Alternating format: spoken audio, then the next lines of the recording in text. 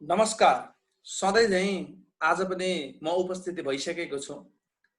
आज हाम्रो विषयवस्तु अलिकति फरक ढङ्गको रहेको छ। इन्कम ट्याक्स रिलेटेड विषयवस्तु रहेको छ।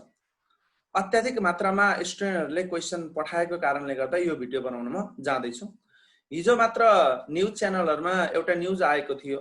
विभिन्न कम्पनीहरूले एफपीओ जारी गर्दाखेरि जुन प्रिमियम अमाउन्टमा जारी गरे हुन्छन्, त्यो प्रिमियम अमाउन्टमा ट्याक्स लाग्ने भनेर न्युज आएको थियो।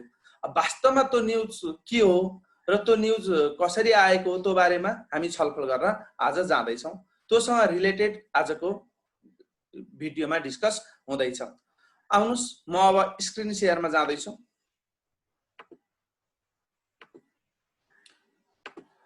स्क्रिन शेयर भइसकेको छ।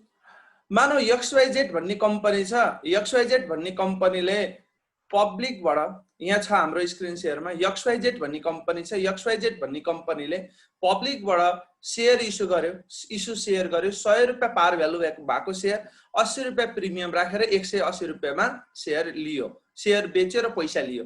र यसले म मानिरहेको छु कम्पनी एक्ट र सेक्युरिटी एक्ट जुन एक्ट शेयर इस्यु गर्नलाई जुन एक्ट कम्प्लाई गर्नुपर्छ त्यो सबै कम्प्लाई भएको छ।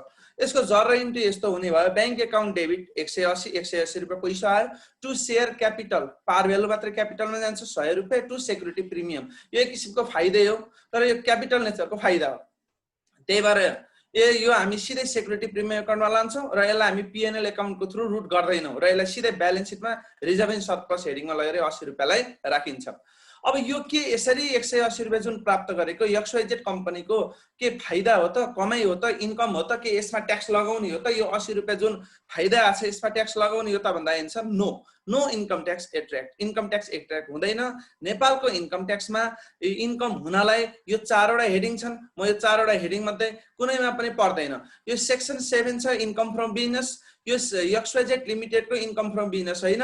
त्यही भएर तपाईले हेर्नुस् सेक्सन 7 मा यो चीज जसरी पैसा शेयर बेचेर ल्याछ यो चीज सेक्सन 7 मा कभर भएको छैन। र सेक्सन 8 त एप्लिकेबलै भएन। इन्कम फ्रम इम्प्लोइमेन्ट यो कम्पनी कहीँ जागिर खान जाने हैन। त्यही भएर इन्कम फ्रम इम्प्लोइमेन्ट एप्लाई नै भएन। र सेक्सन 9 यो सेक्सन 9 इन्कम फ्रम इन्भेस्टमेन्ट हो। नर्मल्ली कुनै पनि कम्पनीको कुनै पनि बिजनेस एन्टिटीको इन्कम फ्रम इन्भेस्टमेन्ट हुँदैन। त्यो कारणले गर्दा सेक्सन 9 पनि एप्लिकेबल भएन र वाइनफल गेन लस पनि यो होइन। सो दैट हामी यसरी भनौं यो के कारणले इन्कम ट्याक्स यसमा एट्र्याक्ट हुँदैन भन्दा इन्कम ट्याक्स एट्र्याक्ट हुनलाई यो 4 वटा हेडिङ सेक्सन 7 भनेको बिजनेस इन्कम हुनु पर्यो कि इम्प्लोइमेन्ट इन्कम हुनु पर्यो, रोजगारीमा आय हुनु पर्यो कि इन्कम फ्रम इन्भेस्टमेन्ट हुनु पर्यो कि वाइनफल गेन हुनु पर्यो। यो 4 वटा मध्ये कुनै पनि होइन भनेपछि यसमा प्राप्त गरेको बखत शेयर बेचेर प्राप्त गरेको बखतमा कुनै पनि किसिमको ट्याक्स लाग्नु उपयुक्त होइन र लाग्दैन। नेपालको इन्कम ट्याक्समा लाग्दैन। यो कुरा हामी क्लियर छौं। अब जाउँ अगाडि। यो 80 रुपैयाँको युज के छ? यो 80 रुपैयाँ जुन सेक्युरिटी प्रिमियम छ यसको युज के छ भन्ने क्वेशन आउन सक्छ।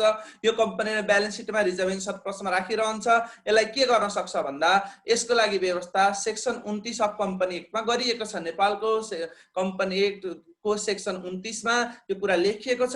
सेक्युरिटी प्रिमियमका विभिन्न युज मध्ये बोनस शेयर दिने काम पनि गर्न सकिन्छ। यहाँ म तपाईलाई हाइलाइट गरिरहेको छु बोनस शेयर दिन सकिन्छ। र मानौ XYZ कम्पनीले आफ्नो शेयर होल्डरलाई बोनस शेयर दियो रे। यो 80 रुपैयाँ मध्येबाट कुनै अमाउन्ट 80 सबै पनि हुन सक्छ, त्यो मध्ये केही कम पनि हुन सक्छ, कुनै अमाउन्ट बराबर बोनस शेयर दियो रे। अब यहाँ हेर्नु होला मैले एउटा शेयरको नर्मल एक्जाम्पल ल्याएको छु। यो करोडौंमा हुन सक्छ, त्यतातिर नजानु होला। अब यो बोनस शेयर दिनु भनेको के डिस्ट्रिब्युसन हो त हो। यसरी सेक्युरिटी प्रिमियमबाट बोनस शेयर दिनु नभए कतिलाई लाग्छ यो त बाँडेकै होइन जस्तो लाग्छ। हामी नर्मलीलाई के लाग्छ भने कम्पनीले सेक्युरिटी प्रिमियम राखेको थियो, कम्पनीसँगै थियो पैसा, त्यहीबाट क्यापिटलमा ट्रान्सफर गरे एउटा जर्नल एन्ट्री पास गरेर ट्रान्सफर गरिन्छ। यसमा रिजर्भ इन सरप्लस अकाउन्टलाई डेबिट बनाइन्छ अथवा सेक्युरिटी प्रिमियम अकाउन्ट डेबिट बनाइन्छ। To share capital account credit गरिन्छ। के वास्तवमा यो बाँडे हो त भन्नलाई इन्कम ट्याक्स एक्टको सेक्सन 53 मा यो व्यवस्था गरिएको छ।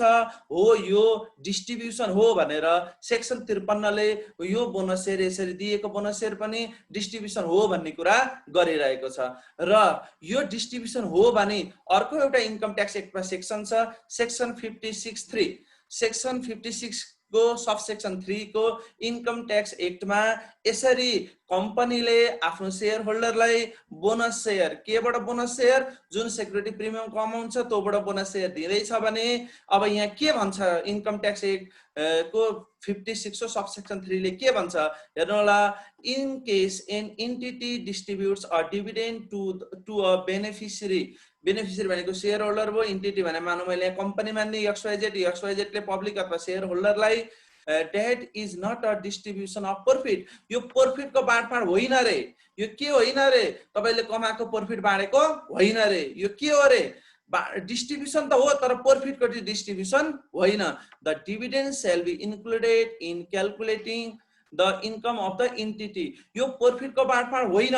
यदि तपाईले नर्मल कमाएको प्रॉफिटबाट डिभिडेन्ड बाँडिरहनु भएको छ भने त केही भएन, तर नर्मल कमाएको प्रॉफिट नभएर अन्य कुनै कारणले डिस्ट्रिब्युसन गरिरहनु भएको छ, आउट अफ प्रॉफिट भनेको अपरेटिङ प्रॉफिट हामी भन्न सक्छौं, काम गरेर कमाएको प्रॉफिट भन्न सक्छौं, काम गरेको कमाएको प्रॉफिट भन्दा बाहेक, नट फ्रम प्रॉफिट, काम गरेको प्रॉफिट भन्दा बाहेक, अपरेसनबाट क्रिएट भएको प्रॉफिट न बाहेक को कमाईबाट तपाईले डिस्ट्रिब्युट गरिरहनु भएको छ, के डिस्ट्रिब्युट गरिरहनु भएको छ, डिभिडेन्ड डिस्ट्रिब्युट गरिरहनु भएको छ भने त्यस्तो बेलामा जति बराबरको अमाउन्ट तपाई डिस्ट्रिब्युट गर्नुहुन्छ त्यो बराबरको अमाउन्ट XYZ भन्ने कम्पनीको के हुन्छ, कमाई हुन्छ भनेर कहाँ भनेको छ, bonus share issued from security premium income of XYZ limited. यो बोनस शेयर इस्यु गरिसकेपछि जुन तपाईले 80 रुपैयाँको बोनस शेयर इस्यु गर्नुभयो भने यो XYZ लिमिटेड को इन्कम हुन्छ रे भनेर कहाँ लेखेको छ फेरि, यसको लागि हामी जानुपर्छ सेक्सन 72 ज, 72 ज मा गएर लेखिएको छ सेक्सन 56 अनुसार, सेक्सन 56 अनुसार कुनै पनि इन्कमहरु प्राप्त हुन्छन् भने त्यस्तालाई पनि हामी सेक्सन 72 को सेक्सन 72 मा बिजनेस इन्कमलाई हामी एड गर्छौं। त्यो हुँदाखेरि अब हामीले क्रक्समा अथवा फाइनली के कुरा बुझ्नु पर्यो भन्दा बोनस सेक्युरिटी प्रिमियममा शेयर इस्यु गर्दाखेरि जुन सेक्युरिटी प्रिमियम आउँछ त्यतिखेर ट्याक्सेबल भएर कम्पनीको ह्यान्डमा, तर उक्त सेक्युरिटी प्रिमियमबाट जति बोनस बाँडिन्छ, मानौ 80 बाट 80 नै बाड्यो भने 80 नै रुपैयाँ, 80 बाट 50 बाड्यो भने 50 रुपैयाँ, 30 बाड्यो भने 30 रुपैयाँ बोनस शेयर दियो भने उक्त बोनस शेयर दिए बराबरको अमाउन्ट के हुने भयो, कम्पनीको इन्कममा जाने भयो एज पर सेक्सन 72 ज अनुसार। र at the time of distribution of bonus share distribution गरेपछि चाहिँ कम्पनीको इन्कममा देखाउनु पर्छ भनेर भनेको छ। ए अनुसार महालेखा परीक्षकले इन्कम ट्याक्स अफिसलाई यसरी गर्नु भनेर भनेको थियो र उक्त न्यूज चाहिँ यसैमा आधारित यही प्रोभिजनलाई टेकेर विभिन्न कम्पनीहरूले एफपीओ जारी गरेर आएका सेक्युरिटी प्रिमियमलाई बोनस शेयरको रूपमा बाँडेका थिए र यसरी बाँडिएको बोनस शेयरको अमाउन्टलाई उक्त कम्पनीको इन्कममा देखाएर, जस्तै यहाँ XYZ कम्पनीको इन्कममा जति बाँड्यो त्यो पैसा देखाएर अनि त्यसमा ट्याक्स लगाउने काम गरेको छ। यो एज पर रुल भएको छ, as per income tax act अनुसार भएको छ। यसमा दुविधा मान्नुपर्ने कुरा मैले चाहिँ केही देखेको छैन। हो, मेरो भ्यू गलत पनि हुन सक्छ, यदि मेरो भ्यू गलत छ भने प्लिज सजेस्ट गर्नु होला। थ्यांक यू, धन्यवाद। आजलाई यति नै गरौँ।